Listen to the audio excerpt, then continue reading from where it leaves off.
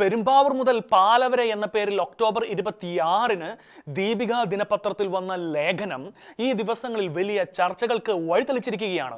നാളുകളായി പെരുമ്പാവൂർ മുതൽ പാല വരെ പ്രദേശങ്ങളിലുള്ളവർ ചർച്ച ചെയ്യപ്പെടണം എന്നാഗ്രഹിച്ച പ്രധാനപ്പെട്ട ഒരു വിഷയമാണ് കൂണുപോലെ മുളച്ചു പൊന്തിയ പ്ലൈവുഡ് ഫാക്ടറികളും അതോടൊപ്പം അവിടെ എത്തിച്ചേർന്നിരിക്കുന്ന അതിഥി തൊഴിലാളികളും. ക്രൈസ്തവ സമൂഹത്തിന്റെ ഏറ്റവും പ്രധാനപ്പെട്ട തീർത്ഥാടന കേന്ദ്രങ്ങളിൽ ഒന്നായ മലയാറ്റൂർ പള്ളിയടക്കം നിരവധി പൈതൃകങ്ങൾക്ക് സമീപമുള്ള മധ്യ തിരുവിതാംകൂറിലെ 2 സ്ഥലങ്ങളാണ് എറണാകുളം ജില്ലയിലെ പെരുമ്പാവൂരും കോട്ടയം ജില്ലയിലെ പാലായും. മരവ്യവസായത്തിനും ചെറുകിട വ്യവസായങ്ങൾക്കും പേരുകേട്ട നഗരമായ പെരുമ്പാവൂർ എല്ലാ അർത്ഥത്തിലും കേരളത്തിന്റെ കേന്ദ്രഭാഗത്ത് സ്ഥിതി ചെയ്യുന്ന സ്ഥലമാണ്. ഏറ്റവും കൂടുതൽ അതിഥി തൊഴിലാളികൾ വന്ന് കുടിപാർക്കുന്ന കേരളത്തിലെ ഒരു സ്ഥലവും പെരുമ്പാവൂർ തന്നെയാണ്. കഴിഞ്ഞ 10 വർഷത്തിനുള്ളിൽ പശ്ചിമ ബംഗാൾ, ആസാം, ബീഹാർ, ഒഡീഷ എന്ന സംസ്ഥാനങ്ങളിൽ നിന്നുള്ള കുടിയേറ്റക്കാർ ഒരു നിയന്ത്രണവുമില്ലാതെ പെരുമ്പാവൂരിൽ വന്ന് താമസിക്കുന്നതിൽ ഒരു അന്യസംസ്ഥാന നഗരമായി മാറുന്ന ഒരു സാഹചര്യവും പെരുമ്പാവൂരിൽ ദൃശ്യമാണ്. ഇവരിൽ ചിലരെങ്കിലും ക്രിമിനൽ പശ്ചാത്തലമുള്ളവരും മയക്കുമരുന്ന്, മാരക ലഹരി പദാർത്ഥങ്ങൾ തുടങ്ങിയവ ഉപയോഗിക്കുന്നവരും അതിൻ്റെ കച്ചവടത്തിൽ ഏർപ്പെടുന്നവരുമാണ്. അതുകൊണ്ട് തന്നെ നിരവധി ആക്രമണ സംഭവങ്ങളും ഇവരെ ചുറ്റിപ്പറ്റി റിപ്പോർട്ട് ചെയ്യപ്പെട്ടിട്ടുണ്ട്.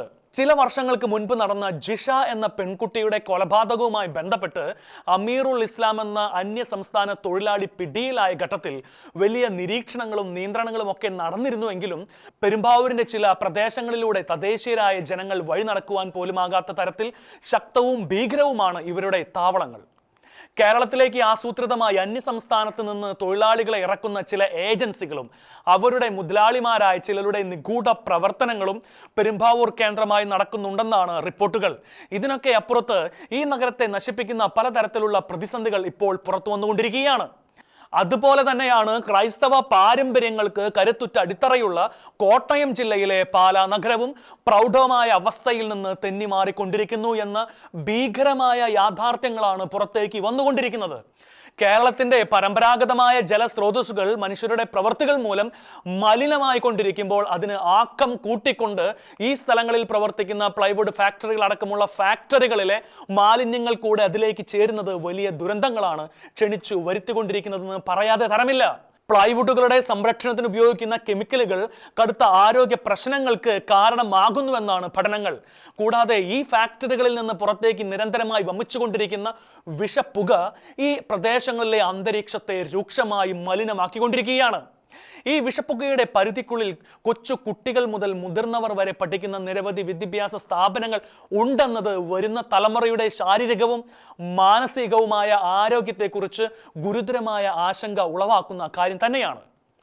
ഈ നഗരങ്ങളിൽ സ്ഥിതി ചെയ്യുന്ന ഹൈന്ദവരുടെ പ്രധാനപ്പെട്ട തീർത്ഥാടന കേന്ദ്രമായ ശബരിമല ക്ഷേത്രം, പരിശുദ്ധ അൽഫോൺസ തീർത്ഥാടന കേന്ദ്രമായ ഭരണങ്ങാനം പള്ളി, ചെർപ്പുങ്കൽ പള്ളി, അരുവിത്തുറ ദേവാലയം, മലയാറ്റൂർ പള്ളി തുടങ്ങിയവയിലെല്ലാം ഈ ജലസ്രോതസ്സുകളിലെ മലിനജലത്തിന്റെ ദൂരവ്യാപകമായ വിപത്തുകളും പകർച്ചവ്യാധികളും പ്രതിസന്ധികളും അനുഭവിച്ചു കൊണ്ടിരിക്കുകയാണെന്നാണ് പുറത്തുവരുന്ന റിപ്പോർട്ടുകൾ. കൂടാതെ ഈ നദികൾ ചെന്ന് ചേരുന്ന ജലാശയങ്ങളും ഇത് നിമിത്തം മലിനപ്പെടുകയാണെന്നും ഒപ്പം തന്നെ ഈ ജലസ്രോതസ്സുകളിലെ മത്സ്യ സമ്പത്തുകൾ നശിക്കുകയും സമീപത്ത് ഗാർഹിക ഉപയോഗത്തിനുള്ള ശുദ്ധജല സംവിധാനങ്ങളും മലീമസപ്പെടുകയും ചെയ്യുന്നുവെന്നുമുള്ള വാർത്തകളും ഇതിനോടകം പുറത്തു വന്നിട്ടുണ്ട്.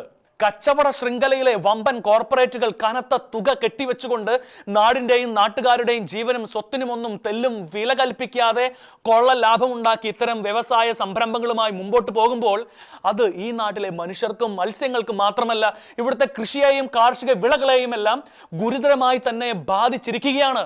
മുമ്പ് സൂചിപ്പിച്ചിരുന്നത് പോലെ ഈ ഫാക്ടറികളിലെല്ലാം ജോലി ചെയ്യാൻ ആവശ്യമുള്ളവരിലും അധികം ആളുകൾ അന്യസംസ്ഥാനങ്ങളിൽ നിന്നെത്തിയിട്ടുള്ളതിനാൽ അവരുടെ പാർപ്പിടവും മാലിന്യ സംസ്കരണവുമായി ബന്ധപ്പെട്ട കാര്യങ്ങളുമൊന്നും കാര്യക്ഷമമായി നടപ്പിലാക്കുവാൻ ഈ നഗരങ്ങളുടെ ഭരണ കേന്ദ്രങ്ങൾക്കും അധികാരികൾക്കും ഒന്നും കഴിയാതെ വന്നിരിക്കുകയാണ്. ഈ ദുരന്ത സൂചനകൾ കേവലം കോട്ടയത്തോ പെരുമ്പാവൂരോ ഒതുങ്ങി നിൽക്കുന്നതല്ല. ലാഭക്കണ്ണോടെ മനുഷ്യൻ വ്യാപരിക്കുന്ന കേരളത്തിലെ ഒട്ടുമിക്ക നഗരങ്ങളിലും ഇത് യാഥാർത്ഥ്യമാണ്. വാണിജ്യങ്ങളും വ്യവസായങ്ങളും എല്ലാം ഈ നാടിൻ്റെ വളർച്ചയ്ക്ക് അനിവാര്യമാണെങ്കിലും ഇവിടുത്തെ മനുഷ്യരുടെ ആയുസ്സിനെയും ആരോഗ്യത്തെയും ദോഷകരമായി ബാധിക്കുന്ന പ്രതിസന്ധികളെ നീക്കം ചെയ്തുകൊണ്ട് ഇക്കാര്യങ്ങൾ മുൻപോട്ട് കൊണ്ടുവയ്ക്കാൻ ആവശ്യമായ ആസൂത്രണങ്ങൾ അടിയന്തരമായി നടപ്പിലാക്കിയില്ലെങ്കിൽ ഈ നാടും നഗരവും മനുഷ്യരും പ്രതിസന്ധിയിലാകുക തന്നെ ചെയ്യും. ക്രൈസ്തവരും മറ്റു മതവിശ്വാസികളും തിങ്ങിപ്പാർക്കുന്ന ഇടങ്ങളിൽ ഉയർന്നു വരുന്ന ഇത്തരം മാലിന്യങ്ങൾ നീക്കം ചെയ്തില്ലെങ്കിൽ കാലക്രമത്തിൽ ഈ സ്ഥലങ്ങൾ വാസയോഗ്യമല്ലാതായി തീരുമെന്ന് തീർച്ചയാണ്.